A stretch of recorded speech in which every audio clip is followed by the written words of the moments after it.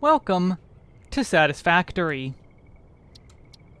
This is an early access game, as you can see here. They're asking about telemetry info. Nothing big that they want to steal from you or anything. Just want to make the game better. This, if you didn't know, is a factory building game. As you can see, kind of stuff like here you can make. As an intro, I'm going to show you my main factory that I've basically, quote-unquote, beaten the game with. Not like entirely beaten the game that's there. I haven't completed stage 4 of... The main goal is you are building a space elevator. I have not completed stage 4 of that, which is currently the end of the game. I mean, you can keep going after that, make bigger factories, get stuff even better, up your efficiency, expand further, but as far as a goal, that's the end. The rest you have to make up for yourself. And this is what I've made so far. I don't know why it says there are crates...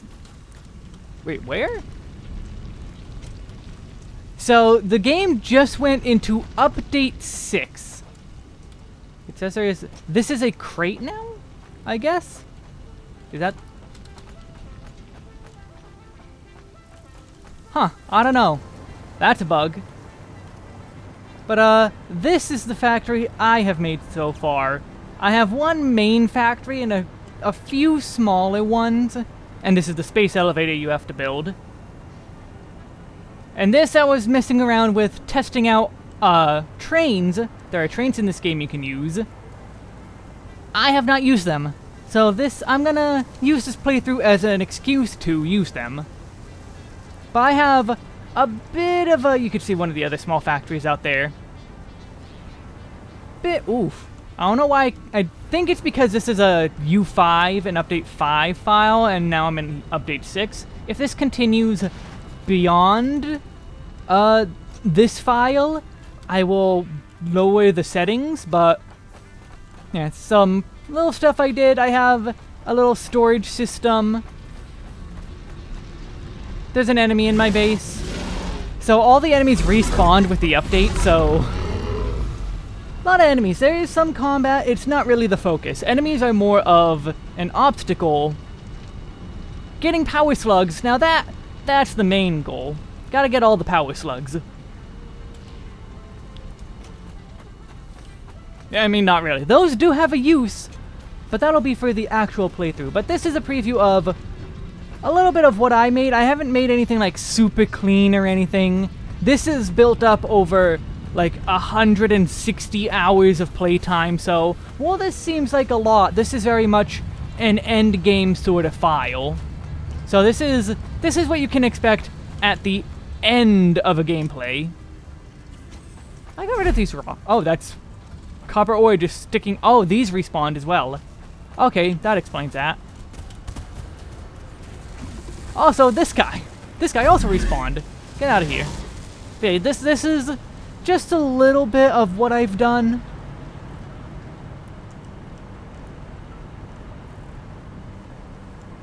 Again, there's that factory down there. And at the moment you can see, again, in the top right is your current goal, complete phase 4. I've done some of it, not a lot. The big bottleneck is going to be, was it this? Yeah. 0.75 per minute. This should be having... something bottlenecked, but... That's here or there. Yeah, this... And then here is my map of all the different things I've done. I, for some reason, can't move the map? Weird. Is it based on my current location? Because I want to be able to see more of the map. Ah, you have to right-click now. Okay, they've changed up a few things with it. Oh, that's neat. Some of the things they've added with the map are based on radar towers. Ooh, this is all brand new to the Update 6 patch, along with a bunch of ammo types and a bunch of other stuff. But the point is, I have seen basically the entire map. Very little of it I have not seen. And also the new zone I have not seen. So yeah, that's kind of what I have. Oh, I also have another base here and a little oil refinery here. So I haven't used most of the map. Oh, and a little small base here for battery making. So yeah, you got a lot of map to use. But this is where you all come in, is I'm going to be starting over. And I'm going to let you all pick my starting spot. There are 4 starting spots. This one down here that I showed you is the grassy plains. And this is what you can make it into after however many hours of playtime. But there are 3 other spawn points. We have the Northern Forest, which is around this area. Which also I have a small base here that's just like an outpost. We have the Dune Desert. Or is it? No, this is the Rocky Desert, which is over here, up here in the top left. So, basically, and also the Dune Desert is up here, is your final starting spot. So you can see where they are relatively to each other. Down here, up here, over here, and up here. Those are your 4 starting spots. And I'm going to show you next what they look like. And I'm going to let you choose which I do. So let's go to new game. And again, we have the 4 maps, and there's also an intro. I also want to ask, do you want me to do the intro? It's basically a tutorial to really get you into the game. So we have, again, the 4. Those grass fields is ideal for first-time pioneers. I technically disagree, but I'm not going to give you any more info about these besides what you can see and what the game tells you. So it's viable for building locations, it's ideal for first time, but later on, you're gonna have to start getting a lot of expansions going. And that looks like this. The game crashed. Oh. Oh. Let me just, exception access violation. Huh. Let's, try that again. There we go. So I skipped the intro, skipped the tutorial. This is what the grassy fields look like when you first land and where you start. Also, there's more skybox stuff going on with the update. So, yeah, this is not much to look at, but that's the point, is you build it up. So this is your initial starting spot. You can see, if you remember, you saw the arch earlier. That's the arch over there. That's about where the other base was sitting. So yeah, that's grassy fields. It's nice, it's green, there's some water there. It's a basic spot. Next we have the Rocky Desert. It has balanced resources, space, and distance. Additionally, it's very close to the sea, making water, yes, that's The Walking Dead, water an easy commodity. Which, yes, that is actually something very beneficial, but that's all we're getting with this one, is water good. And so this is where you start with the Rocky Desert. You got a lot of trees here.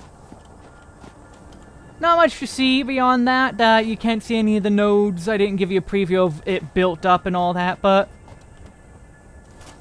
we also have this here that will show us where we want to go. So we got iron up there, we got some iron over there, but we gotta find some iron. That's our big starting spot. So yeah, we're probably gonna start somewhere up there, but this is what our surroundings look like in general.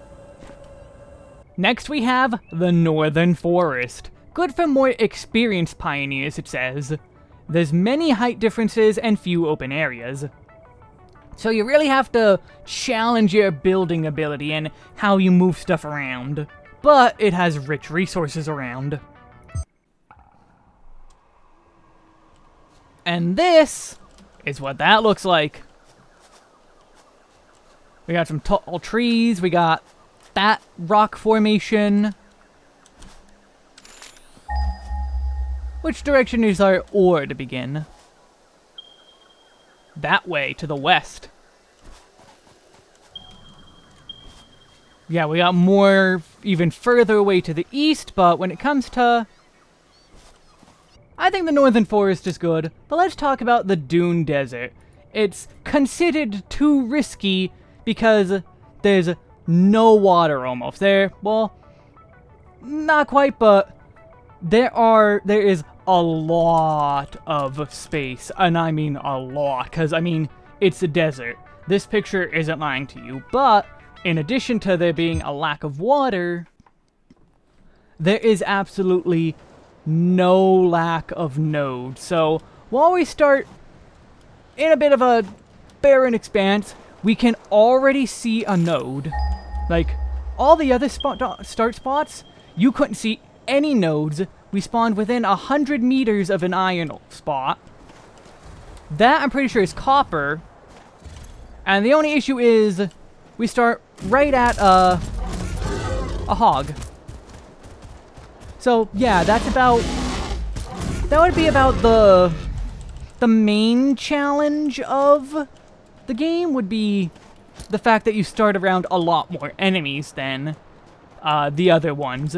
I'm pretty sure all of the spawn locations do have you up against some enemies as a start, but I believe the higher the more difficult, quote-unquote, you get, the more enemies you're gonna run into, and the desert is gonna be one of the most packed. But you can see there's a bunch of water over there. There's a little oasis here. I don't believe it's too far, but there's ocean there, so there is less water, but there's still plenty of water if you're willing to go far enough for it. And also, because enemies all respawned, there is one thing I wanted to point out is, if you know anything about Satisfactory, you know that there is creatures called stingers, but this game comes in with an arachnophobia mode, so instead of stingers, we have the game hanging for a second. We have hologram cats.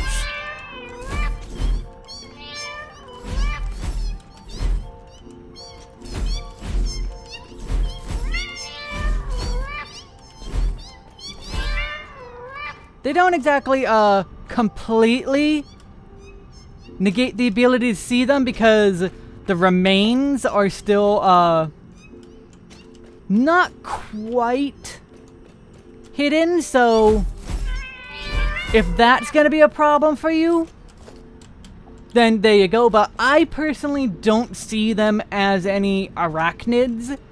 They have a lot of legs, but I do not, as someone who does have arachnophobia, I do not see them as arachnids at all. They do not scare me in the slightest. Well, that was loud. Pigs are very loud now. So if that is something you're worried about, I don't think you have any real need to be. I think you'll be okay. But yeah, to celebrate Update 6, I'm doing a full new playthrough, and I'm gonna take everyone for the ride as long as they want to see it. And I know at least one person does want to see it, so I'll be showing them at the very least. So, pick my spot. There should be a vote down in the description. Where do you want me to start? Pick. Go vote. You want to just go for the boring, easy place? You want to go for something a little more challenging? The experienced pioneers, or the quote-unquote advanced pioneer area. They all have their strengths and weaknesses, I will say that much. So while it was like, oh, you have to expand more in the grass fields, there are some benefits to the grass, well, a lot of benefits to the grass field, in addition to the downsides. There are benefits to Rocky Desert, in addition to the downsides. Like, you have the ocean, but there's a lot of other issues this place has. Northern Forest. The issues are pretty right front and center, but there are some major good benefits here. And the Dune Desert, again, negatives are up front, but it has a lot of benefits, like the number of nodes you have all around. So, yeah. And then also, if you want to see the intro, I think I should do the intro, because there's an entire opening cutscene even, and it does a good job of showing you just how slow the game eases you into having the mega factory that you saw I had. And even by that standard, that's not even a mega factory. If you go look at the main Satisfactory tubers, you'll see they have some big builds. But I'm gonna let you go vote, and I'll see you next time for episode 1 based on whatever you pick. Take care, and may the power of Anidid Hogs lay waste to your enemies.